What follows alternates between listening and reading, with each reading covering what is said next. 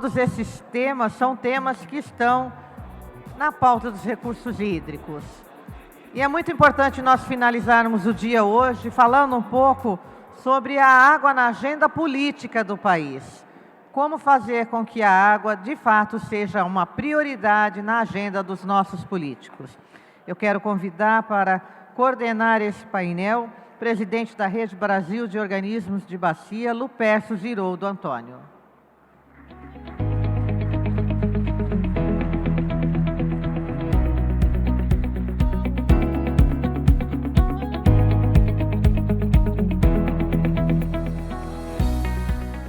Boa tarde a todos. Agradeço a presença de todos vocês nesse último painel extremamente importante no contexto deste evento que estamos fazendo aqui em Foz do Iguaçu, onde a ideia é que esse evento possa se transformar num grande evento do sistema como um todo, com todos os seus segmentos, partes, atores, e venha dessa maneira se fortalecer com essa troca de experiências, com essa troca de ações exitosas pelas nossas águas. Nós tivemos o modelo mais atual do que está acontecendo nas mudanças climáticas, tivemos a relação água e sociedade extremamente importante na questão de como é que as coisas acontecem, o envolvimento da sociedade, tivemos água e desenvolvimento. Nós sabemos que a água ela é fundamental para a vida humana, mas nós sabemos que é ela que gera emprego e renda, então água e desenvolvimento teve um painel extremamente positivo no sentido de apontar aí as várias possibilidades de melhorar essa qualidade da água no desenvolvimento. Nós vamos falar agora de uma temática mais profunda, uma temática necessária, fundamentalmente, porque todo mundo sabe que nós somos um país rico em água. Nós somos um país que o mundo inteiro olha como potencial território para desenvolvimento. Temos aí perto de 14% da água doce do mundo. Se nós olharmos as águas que vêm dos outros países, podemos chegar a 17% de produção de água. Nós temos 2 dos maiores aquíferos do planeta e, no entanto, a gente só lembra de gestão de água na crise, ou pela falta ou pela quantidade excessiva pelas chuvas. Esse painel agora vai refletir uma reflexão sobre a água na agenda política do país. A gente sabe que temos ações para serem implementadas, temos os comitês de bacia fazendo um trabalho fantástico, os órgãos gestores, os estados, mas estas ações planejadas, fundamentalmente, às vezes, não chegam aos orçamentos. Então, o que está faltando? Como é que nós podemos enfatizar a agenda da água na política do país para que a gente tenha resultados mais positivos? Eu gostaria de chamar para estar comigo aqui, para a gente fazer um bate-papo, inicialmente, Giuseppe Serra Seca Vieira, ele já voltou. Giuseppe, por favor. O Giuseppe é secretário nacional de Segurança Hídrica do Ministério da Integração e Desenvolvimento Regional. Obrigado, Giuseppe. Chamar o Nazareno Marques de Araújo, diretor interino da ANA, substituindo a presidência. Nazareno, por favor. E o Everton Luiz da Costa Souza, secretário de Estado de Desenvolvimento Sustentável do Paraná, que tem uma experiência larga na questão da gestão da água pelos vários locais que já passou aqui dentro do Paraná e fora do Paraná.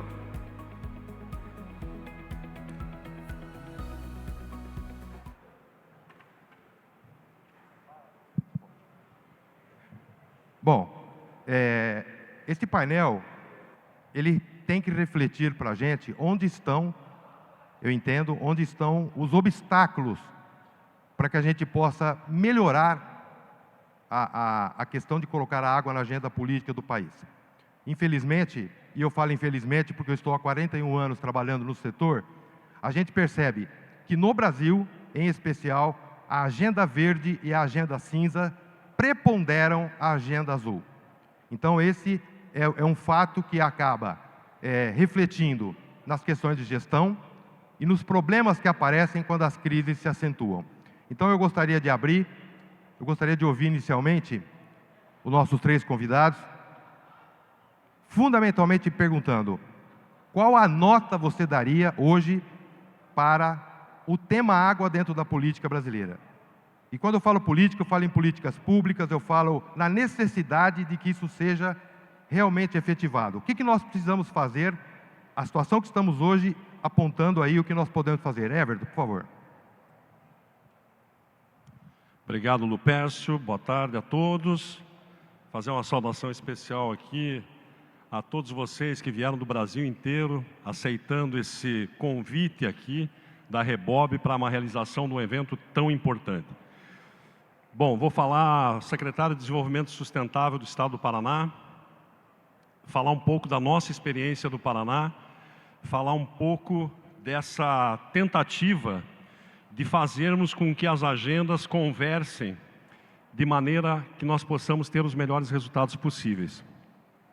A criação da Secretaria de Desenvolvimento Sustentável, nessa busca de transformar o patrimônio hídrico do nosso Estado em desenvolvimento econômico e social, foi o compromisso assumido por essa gestão. Então, como eu quero passar para vocês essa experiência, eu gostaria de explicar para vocês que a busca de todas as agendas, a agenda marrom, a agenda verde, a agenda azul, delas estarem todas dentro da mesma instituição, fez com que o Estado do Paraná, no meu entendimento, tivesse um grande avanço em todas as ações desenvolvidas, tanto para a gestão de recursos hídricos, que é o nosso principal tema, como a gestão ambiental e também a gestão do saneamento ambiental. A criação do Instituto Água e Terra no nosso Estado fez com que a política de meio ambiente, a política de gestão de recursos hídricos, a política de saneamento ambiental, que ela funcionasse de uma maneira muito harmoniosa. Então, temos aqui vários representantes do Instituto aqui, temos diretor de licenciamento aqui, temos diretor de outorga e licenciamento, temos a gerência de outorga aqui, temos o pessoal das unidades protegidas, que também fazem parte desse contexto aí de proteção da água através da agenda verde, através da agenda marrom. Todos os investimentos que hoje o Paraná faz com relação ao saneamento, a Companhia de Saneamento do Estado do Paraná, estava conversando agora com o Dr. Benedito ali no café, tem aí 10 bilhões de reais nos próximos 4 anos para ser implementada. Essa agenda de 10 bilhões de reais em 4 anos tem que ser implementada, e a velocidade com que isso vai ser feito, a velocidade com que esses resultados vão se apresentar para a sociedade do Estado do Paraná, vai depender muito dessa harmonia que existe na nossa gestão de recurso hídrico, gestão ambiental e de saneamento ambiental. O compromisso que nós temos de atender a agenda municipalista do nosso Estado, nós temos graves problemas ligados à água, produzindo erosões urbanas de grande porte. Eu fiquei assustado outro dia quando eu vi as imagens do Maranhão, talvez até piores do que as imagens que nós temos aqui no Estado do Paraná, mas nós estamos viabilizando recursos aí, através do Instituto Água e Terra, que é presidido pelo Escrocaro, que todos vocês conhecem, que tem participado da organização de todos esses eventos aqui nos últimos anos. Então nós estamos buscando trazer recursos para que nós possamos auxiliar os municípios que, através do seu espaço urbano, no não controle das águas, estão proporcionando grandes efeitos erosivos nas regiões periurbanas. Então essa busca por recurso não é pequena. Todos aqui conhecem qual é o tamanho de uma obra de drenagem, seja ela um emissário, seja ela com dissipador de energia, seja ela com uma lagoa de contenção, os valores que nós estamos tratando. E aí é que entra esse convencimento do Estado, do governo do Estado, em buscar os recursos, seja através da indenizações que nós temos tido. Nós temos uma indenização hoje da Petrobras em torno de 1 bilhão e 400 milhões de reais, que boa parte desses valores nós estamos voltando para essas ações de benefício aí para esses municípios periurbanos.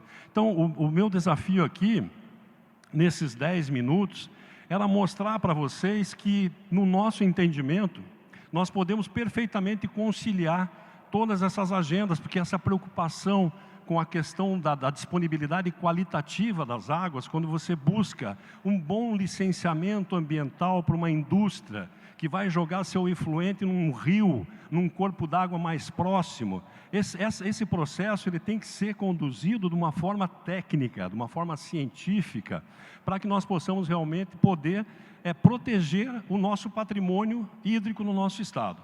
Então, o meu desafio aqui, como eu falei para vocês, é tentar mostrar essa nossa experiência e tentar contribuir aqui nesse debate para que a gente ache as melhores soluções, os melhores caminhos para incluir a questão da gestão de águas dentro do que seria os nossos orçamentos aí, com esse intuito realmente de que nós possamos melhorar a qualidade e a quantidade das nossas águas. Um outro aspecto importante também, que está voltado na questão do saneamento ambiental, a questão da gestão de resíduos, né? Nós temos uma gestão de resíduos bastante robusta no nosso estado. Ela procura evitar, inclusive, que as nossas drenagens urbanas sejam problematizadas com a questão do resíduo, fazer com que haja uma política de gestão de resíduo dentro dos municípios, para que a gente possa realmente defender as nossas drenagens, defender os nossos rios, defender os nossos recursos hídricos. Então, é uma busca constante. Nós estamos, vamos dizer assim, de uma forma muito integrada com todas as secretarias de Estado. Nós temos uma Secretaria de Estado, por exemplo, que está praticamente asfaltando todos os municípios do estado do Paraná. Esse asfaltamento, evidentemente, que exige que a drenagem urbana seja bem feita, porque senão você vai ter problemas ajusantes daquela captação, daquela bacia urbana. Então, são ações integradas, são ações que nós buscamos fazer com todas as secretarias do Estado, para que nós possamos realmente ter o melhor benefício para os nossos recursos hídricos. Um outro aspecto importante na gestão de recursos hídricos: estamos trabalhando muito fortemente num sistema de suporte à decisão na outorga. Um desafio muito grande, nossos conflitos pelo uso são muito grandes. Então, o cadastro de usuários, o próprio cálculo da disponibilidade, nós temos que evoluir bastante nessa questão do cálculo da disponibilidade, e isso tudo vai ser feito com investimentos do Estado. Nós estamos aportando recursos para a compra de estações telemétricas, para a compra de estações hidrometeorológicas, compra de radares, para que nós possamos também ter uma previsão cada vez melhor do que acontece, inclusive para poder se avaliar cada vez melhor a questão das mudanças climáticas. Então, acho que cumpri com o que eu esperava aqui, de lançar para vocês o que nós temos feito no nosso estado, e aqui vou me colocar um pouco de tempo à disposição de vocês para que nós possamos continuar a discussão. Obrigado. Eu só queria que você desse uma nota. Olha, é muito subjetiva essa questão da nota, né, Lupercio? Porque, na verdade, estamos todos aqui num esforço enorme para que possamos fazer a gestão de águas no nosso país. Então, dizer que talvez nós não estejamos no patamar que gostaríamos, mas estamos caminhando celeremente para poder ter uma gestão brasileira nota 10. Esse é o objetivo que nós temos que ter. Obrigado. O Everton trouxe uma questão importante na agenda política, que seria os estados agregarem dentro de uma mesma secretaria as questões relacionadas à água, de tal maneira que as políticas pudessem ser fortalecidas.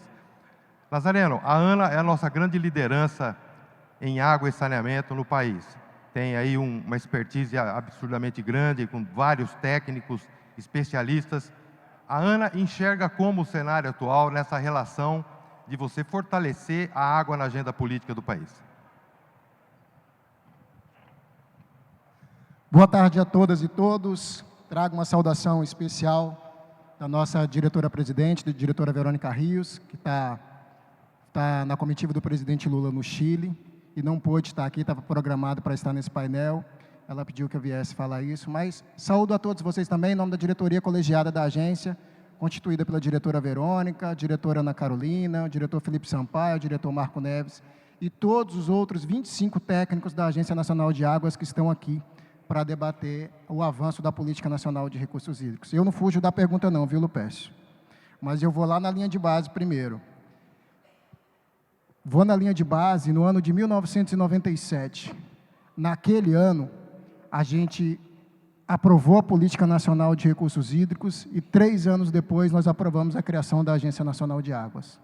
E naquele cenário lá, da nota 9,5, 10, estavam juntas a academia, os comitês de bacia, a ABR Hidro, que teve um papel fundamental na criação da ANA e da formulação da Política Nacional de Recursos Hídricos, todas as comunidades ribeirinhas, os indígenas, todos nós estávamos juntos para obter uma nota 9 e conseguir formular a política de recursos hídricos mais moderna que existe no mundo.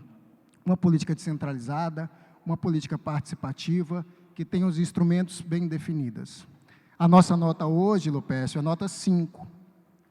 Mas eu queria trazer 3 motivos pelos quais essa nota 5 está presente hoje. Só para falar um pouquinho da tristeza que nós temos, hoje nós recebemos o limite do orçamento para 2025, o orçamento da ANA para 2025, e ele será menor do que o corte que nós sofremos no ano de 2014. Então, por isso é a nota 5, é como a gente vem sendo tratado. E não é a gente, a ANA, é todo aquele que é agente da Política Nacional de Recursos Hídricos. Nós temos centralidade de discurso nas discussões sobre desenvolvimento. Nós temos um papel fundamental de reconhecer que o momento político e institucional nos é favorável. E nós temos um conjunto de soluções que foram apresentadas quando mais o Sistema Nacional precisou, que foram as crises do Nordeste, de 2013 a 2018, a crise do Cantareira, em 2015, e todas as outras crises que vieram depois. Quando nós falamos de desenvolvimento, e nós falamos de mudança climática, quem tem propriedade para falar é a comunidade de recursos hídricos. Ninguém concebe um plano nacional de mudança climática sem ações de água. Ninguém concebe a mitigação de eventos extremos sem pensar nas ações de mitigação para seca e cheias, que também é propriedade de recursos hídricos. Quando falamos de infraestrutura, ninguém concebe uma rodovia, uma hidrelétrica, uma hidrovia, sem consultar a comunidade de recursos hídricos. Quando a gente fala do novo marco legal do saneamento, e a gente usa sempre aquele chavão, precisamos alcançar a universalização do setor, dos serviços, como é que a gente vai chegar na universalização dos serviços sem a comunidade de recursos hídricos se manifestar sobre água?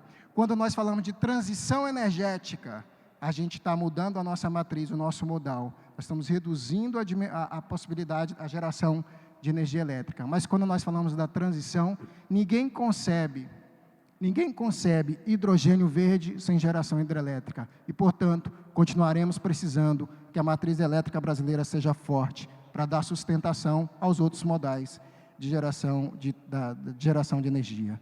Quando falamos de mobilização social, pouquíssimas políticas públicas têm mais de 250 comitês de bacias hidrográficas funcionando. Pouquíssimas políticas públicas têm investimento gerado no comitê da bacia pelos usuários e desembolsado.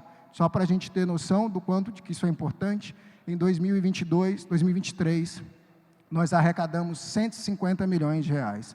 Aquele povo lá da nota 9, talvez não acreditasse que nós chegássemos a uma arrecadação dessa. Mas mais que a arrecadação, a cobrança pelo uso da água desembolsou 199 milhões de reais. Então, quem concebeu a política nota 9, jamais imaginou que um dia nós chegaríamos a essa arrecadação, e aquilo que a gente projeta para fazer juntos, como na nota 9, com os comitês de bacia, com as entidades de representação da sociedade, com as entidades delegatárias, com os órgãos gestores estaduais, é maior que isso. Então, perceba, ao falar de desenvolvimento, é preciso falar com a comunidade dos recursos hídricos. E uma segunda coisa que eu chamo a atenção é para o momento no qual nós vivemos. Nós saímos de um momento em que a gente teve, no ano de 2023, a celebração do Pacto pela Governança da Água. A ANA sempre celebrou pacto com as secretarias estaduais. Em 2011, nós tivemos as 27 secretarias em Brasília. Em 2016, nós tivemos as 27 secretarias em Brasília. Em 2019, mas nós sempre tínhamos as secretarias conosco. Nunca tínhamos conseguido alcançar os governadores dos estados. Em 2023, o ministro Valdez Góes nos apoiou e ele esteve presente na assinatura de 17 dos 27 pactos pela governança da água. A ANA tem um acordo político-institucional com os governadores das 27 unidades da federação, assinado e planos de trabalho construído. Então, hoje nós temos um apoio político-institucional. Como eu estava falando do orçamento da ANA, é bom a gente lembrar as vitórias que nós tivemos. O orçamento da ANA não era contingenciado há 14 anos, desde 2010. Agora, o que poucas pessoas sabem é que dos 14 anos que o orçamento da ANA não foi contingenciado, em 12 nós conseguimos vitória no Congresso Nacional. Nós conseguimos vitória com o relator da Lei de Diretrizes Orçamentárias, sempre por emendas constitucionais. O Dr. Paulo Varela sempre liderou esse processo conosco enquanto estava como diretor. Era um processo político. Nós não tínhamos respaldo da Secretaria de Orçamento Federal para que o orçamento da ANA não fosse contingenciado. E a gente sempre ganhou. 12 de 14 anos, a gente sempre alterou no Congresso Nacional a legislação do orçamento. Também é importante lembrar, especialmente para os comitês de bacia, que no dia 10 de julho, pela primeira vez no Congresso Nacional, foi formada uma frente parlamentar dos comitês de bacias hidrográficas. Os comitês federais devem se reunir nos próximos dias com o presidente da frente.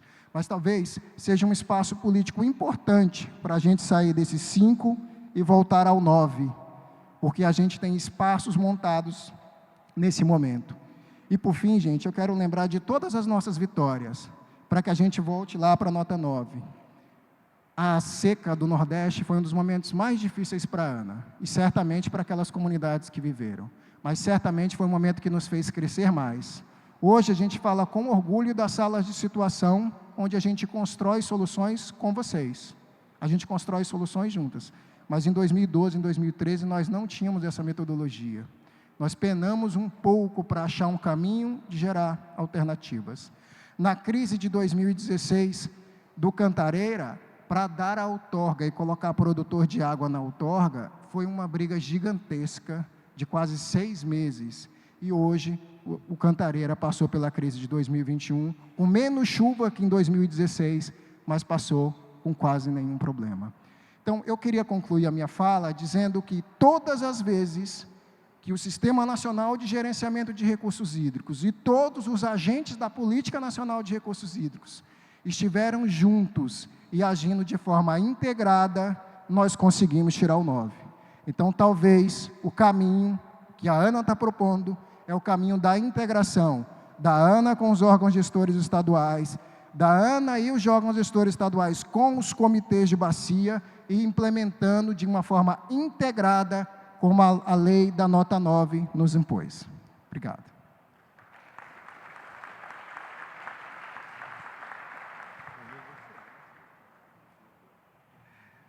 Giuseppe, a questão agora toma um nível nacional, porque os ministérios lidam com a questão da água praticamente indiretamente todos os dias. Nós temos a agricultura, que depende da água, o Ministério, o transporte, o Ministério da Energia, o Ministério até do Turismo depende muito da questão de gestão da água. Como a nível de governo, você consegue perceber essa agenda política da água no nosso país? Bom, primeiro eu queria agradecer, Lupes, em nome de todos que compõem a rede dos organismos de bacia, pelo convite aqui do Ministério para estar presente nesse evento extremamente relevante e importante, que é o primeiro Fórum Brasil das Águas. Saudar aqui o Everton, representando o governo do Estado do Paraná, enquanto secretário de Estado. Saudar aqui nosso colega Nazareno, da Agência Nacional de Águas, em nome dele a todos, o corpo diretivo e os servidores da ANA. Saudar também os nossos colegas da Codevas, nossa empresa vinculada ao Ministério, que exerce um papel brilhante aqui, que nos antecedeu aqui no painel anterior, com o diretor-presidente Marcelo, e está aqui também o diretor Henrique, participando do evento. Saudar, aproveitando também a oportunidade, em nome do nosso amigo Paulo Varela, todos os representantes dos demais estados, do Nordeste, Norte, Centro-Oeste, Sul, com quem a gente vem tratando e dialogando, Sudeste também. Dizer que o que eu acho que o exercício, Lupécio, que o governo tem que fazer, às vezes é mais de comunicar melhor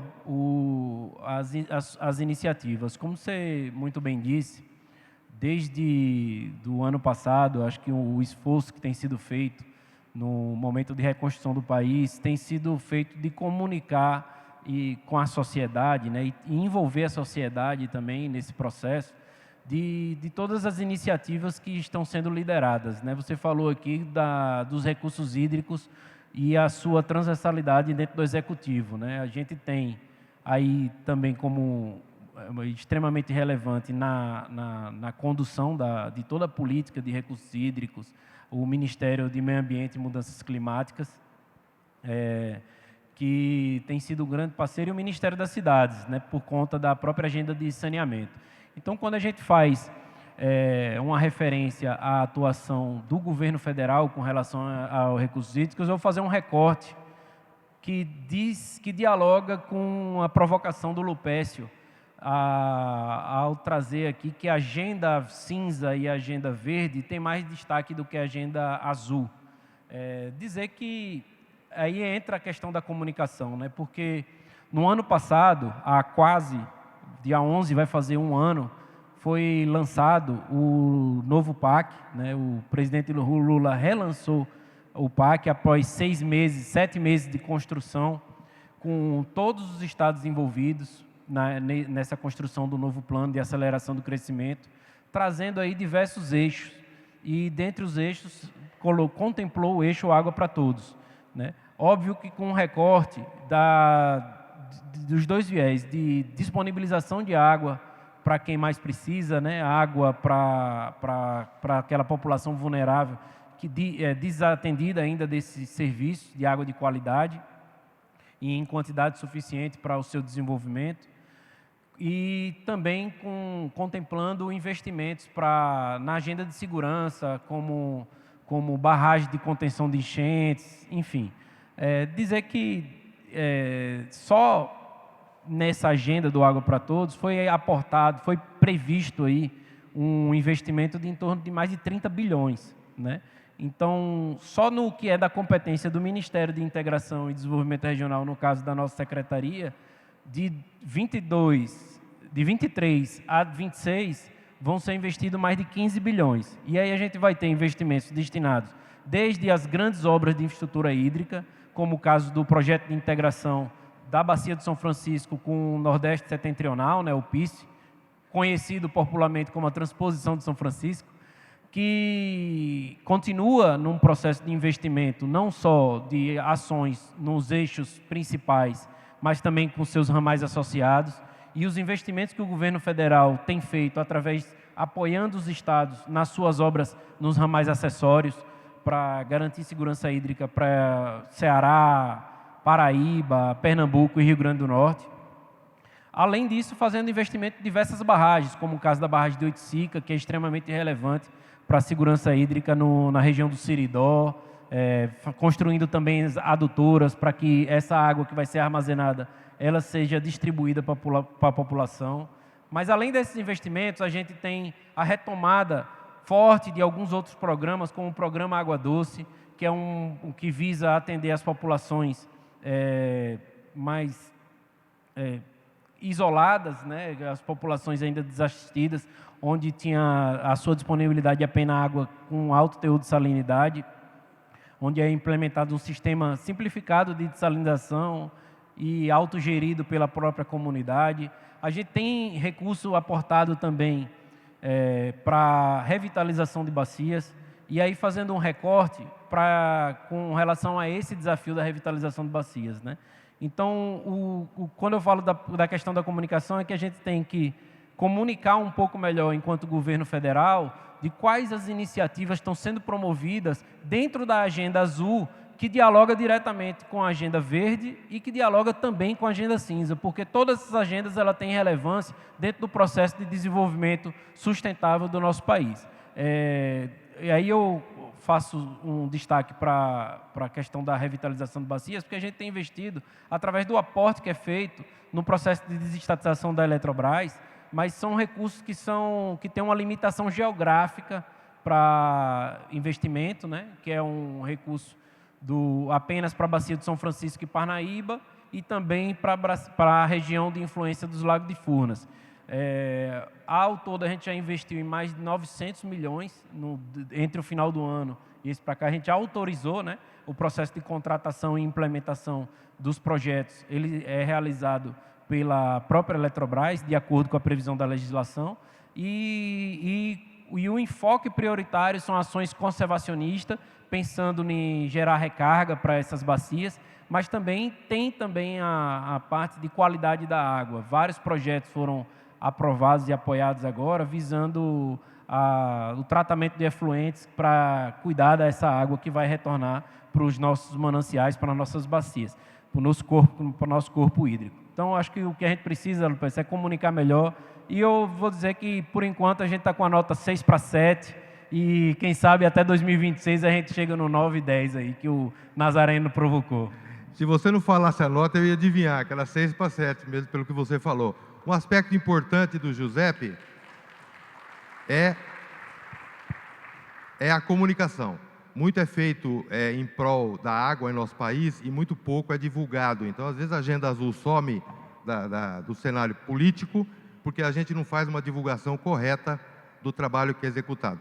Um outro ponto que eu queria levantar com vocês três refere-se, e aí a agenda política ela é fundamental, refere-se a quando tratamos de bacias transfronteiriças, rios transfronteiriços. No caso, rios que dividem estados. Crocaro vai poder falar um pouco da experiência do Paranapanema. A Ana pode falar desse imenso trabalho que ela tem em vários pontos do país com as questões transfronteiriças. E do Giuseppe eu vou querer que ele fale um pouco dessa relação do Ministério das Relações Exteriores, quando a gente trata de águas transfronteiriças. Crocaro, não vale começar com eu sou Paranapanema, mas a questão é como é que se lida com o rio transfronteiriço de estado. Boa tarde a todos. O secretário Everton pede desculpa, ele tinha um compromisso urgente agora e me passou aqui a responsabilidade para fazer essas complementações. Bom, vamos lá, rio transfronteiriços. Eu vou começar, se eu disse que não é para começar Paranapanema, pelo Rio Iguaçu.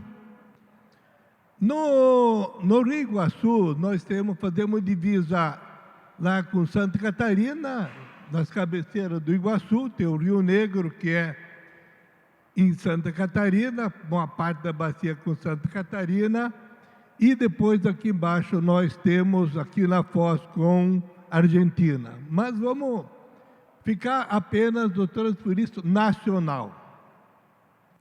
Então, nós temos toda uma legislação no Paraná, na bacia do Iguaçu, e Santa Catarina ainda está mais devagar com a sua legislação nas bacias do Rio Negro. Então, agora a gente tem que tentar fazer uma junção entre nós, criar uma bacia nacional aí, para podermos trocar as informações e vermos quais são os parâmetros que eles têm hoje e quais são os parâmetros que nós temos para poder termos a bacia no futuro adequada. Vou para o Paranapanema agora, Lupércio Nazareno. No Paranapanema nós temos uma experiência, o Paranapanema é uma bacia nacional nova, interestaduais nova,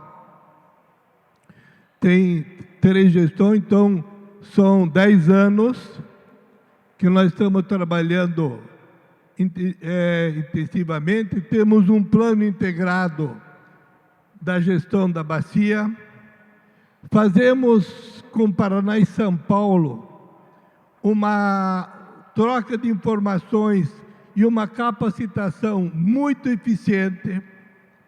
Então, essa experiência foi para nós significativa, porque estamos aprendendo com São Paulo na parte de cobrança, que nós só temos uma bacia em todo o estado do Paraná e não temos em nenhuma das 3 bacias do Paranapanema e passamos a ter o enquadramento nas bacias que nós temos plano de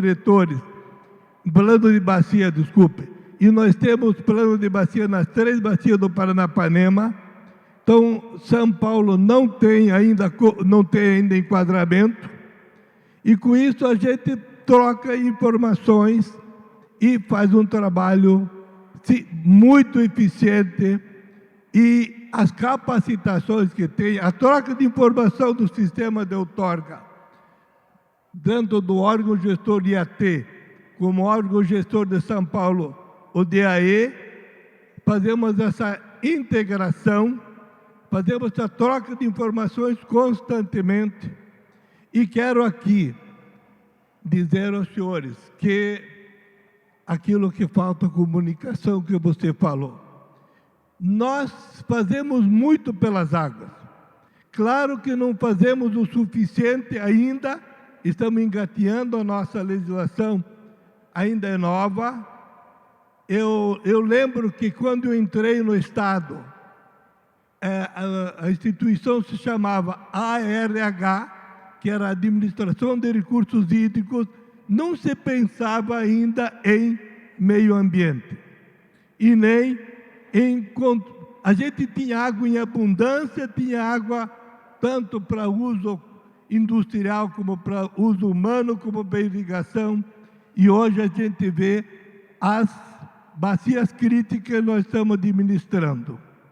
Mas quero fazer um agradecimento aqui, viu, Nazareno? A Ana, na sala de crises, coordenada pelo superintendente Joaquim, foram, na época da crise de 2019 a 2022, fantástico.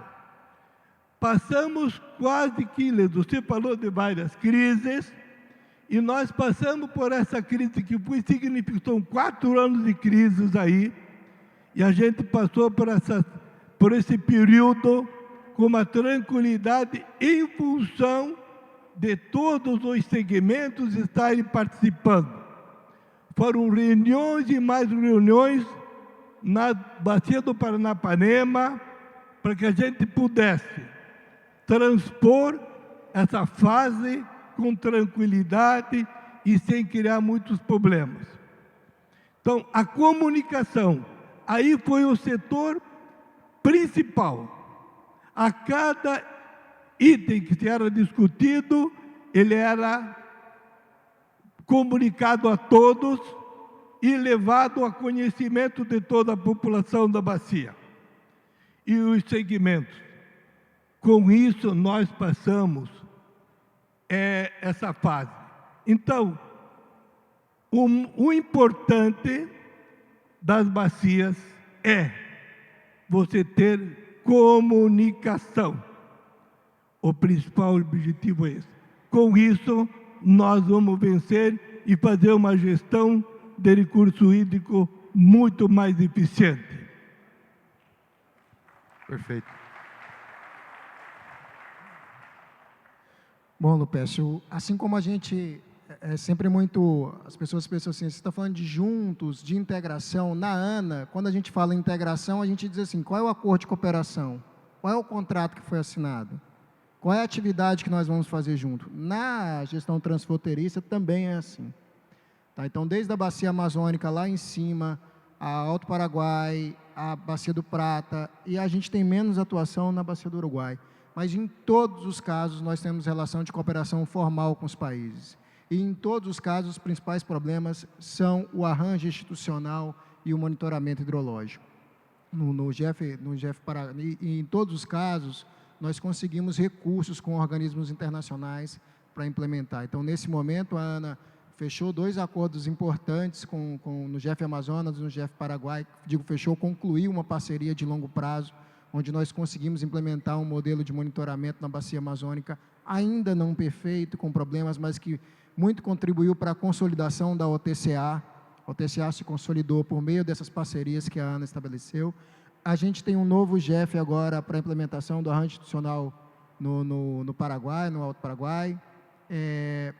E a gente tem algumas ações ainda que são muito importantes, porque a relação diplomática nem sempre é a mais favorável nessas bacias transfronteiriças, né?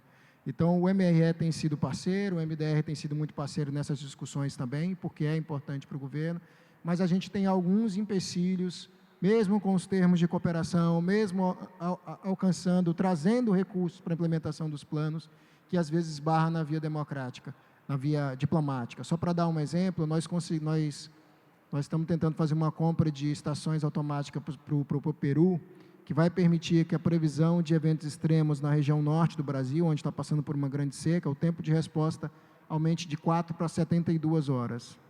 A gente já fez várias tratativas, mas a gente conseguiu comprar as PCDs da Bolívia e não conseguiu comprar do Peru.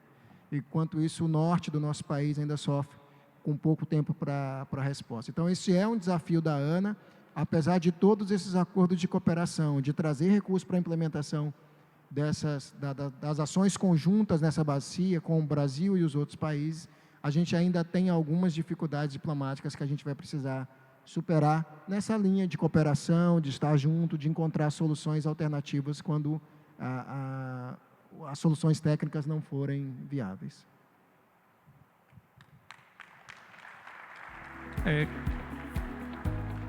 Apenas complementando, né, o que Nazareno fala, é que é um desafio muito grande que fica na conta até do Ministério da Relação Exterior, né, porque toda essa tratativa, né, ela é um processo que vão sendo constituídos ambientes para que se proporcione ali a possibilidade do diálogo, né, mas sempre para que as demandas sejam apresentadas, os interesses sejam apresentados e que a gente tente convergir em soluções, né, práticas e aplicáveis.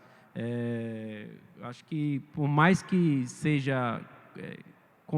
consiga, né, explicar o interesse das iniciativas, às vezes a gente esbarra ali numa dificuldade de avançar nas relações diplomáticas e o MRE vai conduzindo isso para que, com jeito, né, para que a gente respeite também as questões de soberania de cada país vizinho, que é um princípio defendido pelo presidente da República, por todas as nossas instituições. Então, são muitas dificuldades, porque nosso país é imenso e a gente tem águas partilhadas com todos os nossos vizinhos aqui, desde aqui a Lagoa Mirim, lá no Rio Grande do Sul, com o Uruguai, todas essas bacias, e agora a gente está iniciando também algumas tratativas lá no Bioplatô, né, na região de divisa da Guiana Francesa com o Amapá, para que também constitua um ambiente também para tratar como vai ser essa gestão partilhada dos recursos hídricos. Ela é um desafio, né, assim, eu acho que trazendo para a devida proporção, como alguns comitês têm os seus desafios quando se vai discutir a alocação e aqueles conflitos por interesse no uso da água, a gente também potencializa esse interesse quando a gente está discutindo com os nossos países vizinhos. Obviamente, tudo sempre é formalizado, né, seguindo os trâmites burocráticos, mas mesmo assim, para se implementar leva tempo para poder amadurecer o diálogo e promover o convencimento da importância que é de implementar ações como que a ANA tem tratado, no caso, para prever aí, né, os eventos climáticos que atingem a bacia amazônica, né, que vem atingindo aí já desde o ano passado e esse ano aí com mais agravado ainda. Então, é isso, o desafio maior é do MRE por conta das relações diplomáticas que se envolvem.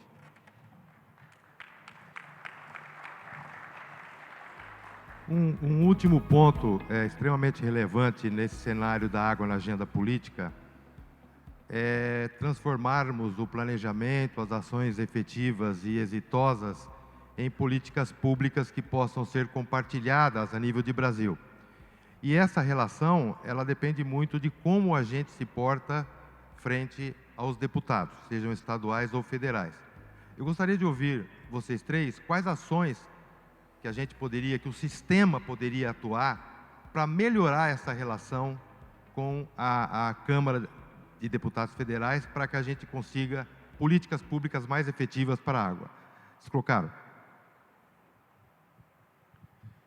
Bom, primeiro dizer o seguinte, eu vou voltar só um pouquinho dizendo que, quando você falou transfronteiriço, mas dizendo que, além dos órgãos gestores estarem muito bem intencionados e competentes e com o setor abertos ao diálogo, o Comitê de Bacias é muito importante.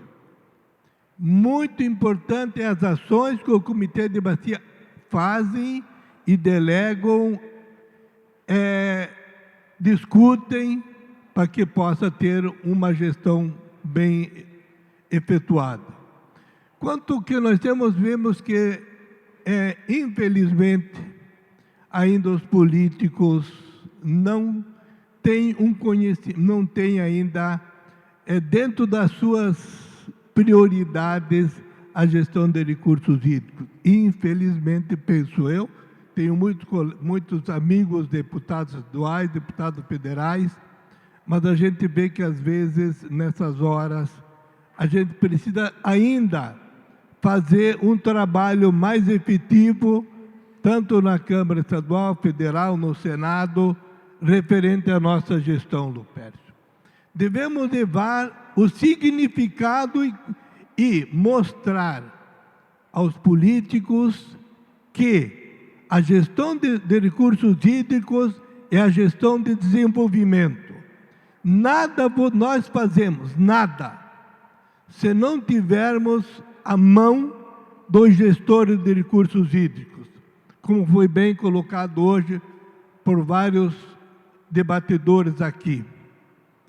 Tudo passa pela mão dos gestores, seja licenciamento, seja outorga, seja qualquer ação que você vai fazer, a gestão está presente. Então, nós temos que fazer com que os políticos nos escutem e que eles se conscientizem que a gestão de recursos hídricos ela é essencial para o desenvolvimento e não só para o desenvolvimento econômico, como até para o abastecimento público, como bem foi colocado aqui, naquelas comunidades mais afastadas que necessitam que a gente leve uma condição melhor de abastecimento público, de saneamento. Então, nós precisamos conscientizar, diria assim, os políticos, levando as ações que nós fazemos, que eles tomem conhecimento, que eles se envolvam junto conosco nessas ações da gestão. Sabe que eu podia muito falar da CEFUR, porque foram muitos anos brigando, sabe? Mas eu quero falar de uma vitória recente dos comitês de Bacia Federal. O projeto 2918 de 2021 acabava com a CEFUR da ANA. E toda a comunidade de recursos hídricos, 10 comitês de bacias interestaduais, estiveram em audiência pública no Congresso Nacional e pressionaram efetivamente para que aquele PL não fosse aprovado da maneira que estava pautado. Então, seria mais fácil a gente dizer assim, leva a informação técnica que a ANA tem para o parlamentar, porque ele não tem essa sensibilidade que o escrocário está dizendo. A gente levou, sim, sempre argumentos técnicos para fazer as alterações da CEFUR, assim como levamos no 2918. Mas tem uma força que precisa ser essa força da nota 9, da criação da ANA, da aprovação da Política Nacional de Recursos Hídricos. A ABR Hidro precisa ser mais forte na assessoria parlamentar para atuar junto ao Congresso Nacional.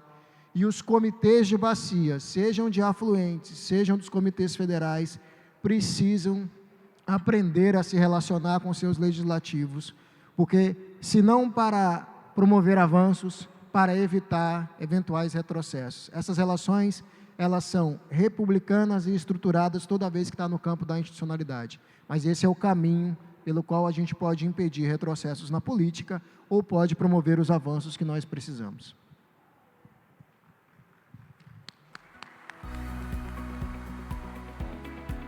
Perfeito, é isso que Nazareno falou. Acho que essa aproximação dos setores usuários, a gente pode até utilizar o termo que comumente é utilizado na relação dos interesses com o parlamento e que ele não pode ser usado só como uma forma depreciativa. É o lobby, né? Todo setor faz seu lobby, né? Então, isso tem que acontecer de forma à luz da legalidade institucionalizada, e os setores que têm os seus interesses têm que saber defender os seus interesses. A gente tem que, obviamente, também levar em consideração que uma coisa, assim, quando envolve discussões com relações a alterações em processo legislativo e tudo, ou até na composição dos orçamentos, como está sendo distribuído a lei orçamentária, pelo menos pensado, né, a lei orçamentária daquele ano subsequente. Então, defendendo o que é de interesse do setor, né, de forma sempre transparente, poder fazer essa defesa, assim como a Ana dá todo o suporte técnico para esse debate. A gente do Ministério também se coloca sempre à disposição nessa aproximação com o Parlamento, mas não adianta só a gente fazer essa aproximação. Acho que é fundamental que os setores sejam sempre mobilizados para defender as suas pautas. E com relação ao orçamento especificamente, é só fazer também uma provocação. Eu acho que nem tudo se resolve com orçamento público, né? Eu acho que desde quando foi instituído o teto de gasto, eu acho que todos nós aqui prezamos pelo bom gasto das contas públicas, né, pelo equilíbrio das contas públicas. Existe uma limitação também para se realizar investimentos. Então, é óbvio que a gente tem que ter sempre como norte a política pública, né, tendo aquele aporte do orçamento público, mas que a gente possa capitanear outras vias de que o investimento seja realizado, né? A própria implantação da instituição de cobrança, ela é uma via para viabilizar aquelas agendas no que a gente consegue, né, apoiar, né, que tem já essa prática já é usual em várias bacias, né, seja federal, seja estaduais, e a gente consiga difundir, conseguir estruturar cada vez mais os comitês para que eles estejam preparados para implementar a cobrança. Recentemente a gente teve participou de uma atividade lá na bacia do Araguari, no Amapá, no estado do Amapá, uma bacia estadual, onde foi feito a fórceps, a instituição da cobrança, né, e a organização do comitê e instituição da cobrança por demanda do Ministério Público. Então, é um processo importante, mas eu acho que também é um processo que necessita de uma construção e de um amadurecimento para que se chegue nesse nível, né? Tanto para a discussão da alocação como para a discussão da cobrança. Mas também é uma via de se aportar recursos para realizar estudos, para ver de que forma, aonde é que está a melhor necessidade de intervenção para aquela bacia, seja na revitalização, seja na infraestrutura, seja na qualidade da água, enfim. A gente tem que ser criativo e também envolver aqui todos os entes federados, a buscar também do privado que apoie essas iniciativas, como aqui hoje mais cedo, eu, Nazareno, a equipe da Ana estava acompanhando, não necessariamente um privado, né, mas a usina de Itaipu, pelo que ela gera de dividendo, ela é um patrimônio aqui binacional, né, trinacional, na verdade, aqui ela gera dividendos aqui para a gente, para o Paraguai, enfim, para toda a bacia, e ela investe fortemente também numa promoção do desenvolvimento sustentável aqui da bacia. Então, isso tem que ser prestigiado, assim como tem esse caso que a gente envolva, aí puxo para o privado, né, que precisa também do recurso hídrico na sua geração de renda, independente de qual seja o setor. A gente possa trazer aí, estruturar a nível estadual, municipal, assim como a gente discute a nível federal, programas que busquem esse recurso do privado para investir na proteção e na produção de água para o nosso país. Já é feito, né, e que a gente consiga utilizar essas prateleiras aí, essas experiências, essas vitrines, como exemplos a serem seguidos em todas as nossas regiões. E eu queria aproveitar, Lupécio, aqui já extrapolando o nosso tempo, para aproveitar, para anunciar também para a população que o Ministério de Meio Ambiente e Mudanças Climáticas, ele está construindo, né, coordenando, dentro da sua agenda de competência, o Plano Clima.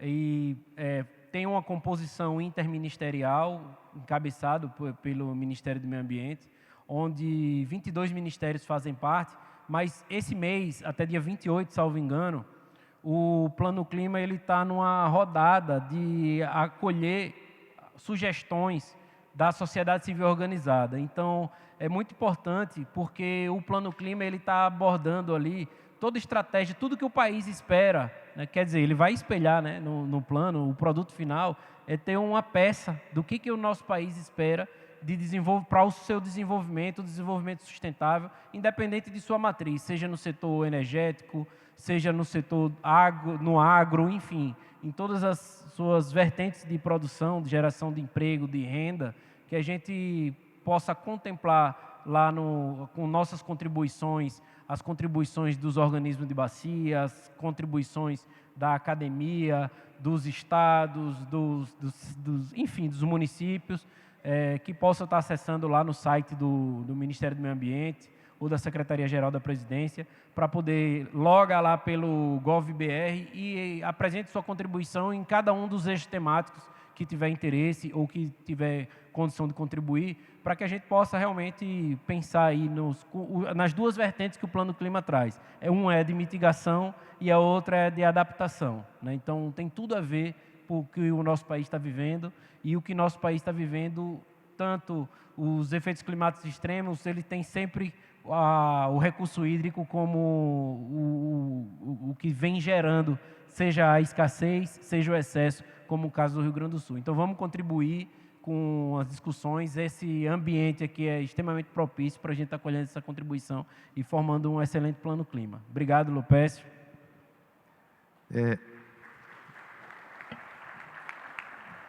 Essas respostas mostram claramente que a agenda política da água ela vai ser extremamente fortalecida quando o sistema se integra para buscar soluções.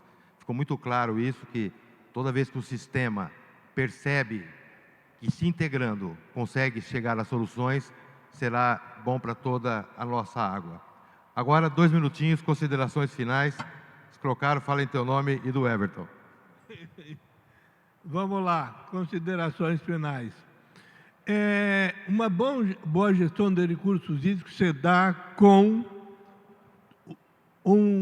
uma boa divulgação, um órgão gestor eficiente, uma política pública de gestão de recursos hídricos de conhecimento da população, a sociedade civil e os usuários coerentes com o uso da água, para que se possa cada vez mais ter um uso racional. Estamos vendo que nós temos hoje bacias críticas, como já falei, e que precisamos ter um uso racional, um uso mais consciente das nossas águas, para que, se todos juntos, sociedade civil, usuário, poder público, estadual, municipal e federal, instituições integradas, trocando informações e comunicando as ações. Eu estive vendo hoje que me cobraram que nós não sabemos comunicar aquilo que fazemos, é uma verdade. Falaram aqui da cobrança, a cobrança só por si só não resolve o problema da qualidade dos nossos rios, mas sim com os usuários coerentes, as nossas outorgas sendo fornecidas de modo que possamos solicitar, exigir, condicionar que ao longo do tempo seja atendido os enquadramentos. Assim, nós teremos uma gestão de recursos hídricos, não a longo prazo, mas sim a médio prazo, com uma eficiência coerente de uma gestão pelas águas.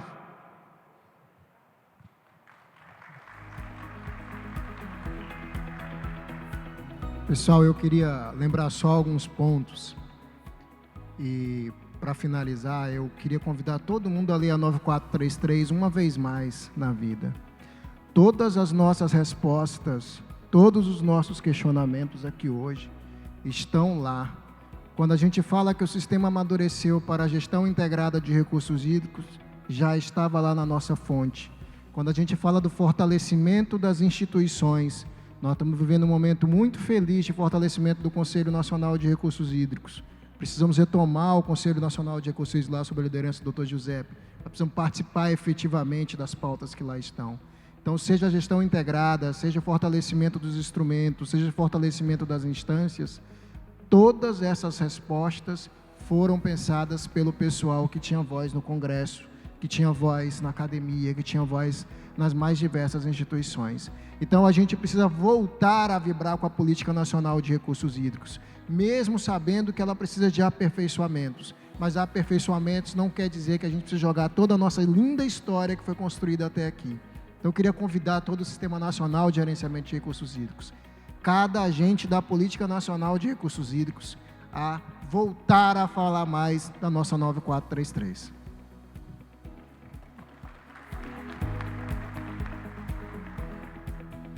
Bem, como consideração final e pela temática do painel, queria dizer que assim, fica uma tarefa que que a gente, enquanto governo, também tem que cuidar, é melhor da comunicação, mostrar um pouco mais, Lupes, dessa integração das agendas que são promovidas a nível do governo federal.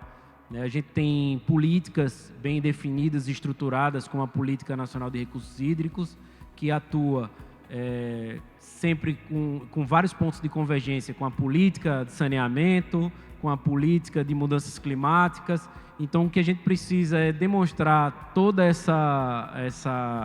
que uma ação de controle e combate de queimadas que está sendo promovida pelo Ministério de Meio Ambiente, pelo governo brasileiro, por exemplo, lá na região do Pantanal, que hoje sofre com a maior seca dos últimos 70 anos, ela tem uma conexão direta com a preservação dos recursos hídricos, né, desse bioma que é tão rico e abundante em recursos hídricos. Eu acho que falta um pouco desse processo de comunicação, assim como falta a gente fortalecer também o processo de educação da sociedade como um todo, na agenda de preservação também dos recursos hídricos, como foi provocado aqui, né? Eu acho que o poder público, ele tem suas obrigações, mas todo cidadão brasileiro ele tem também que estar ali com relação ao uso racional da água, e não só com relação ao uso racional da água, mas tudo que implica na disponibilidade hídrica do nosso país. A gente não pode se acomodar por ser um país com tanta disponibilidade hídrica como a apresentação desse evento nos traz, né? O Lupes trouxe isso, né? A gente tem uma costa de 9.000 quilômetros de costa oceânica, a gente tem 13% da água doce superficial do país, fora os aquíferos, mas a gente não pode se acomodar por essa situação e não cuidar do recurso hídrico como ele realmente deve ser cuidado, porque ele é um bem finito. Obrigado aqui pela oportunidade mais uma vez, Lupes, em nome do ministro Valdez e do Ministério de Integração e Desenvolvimento Regional.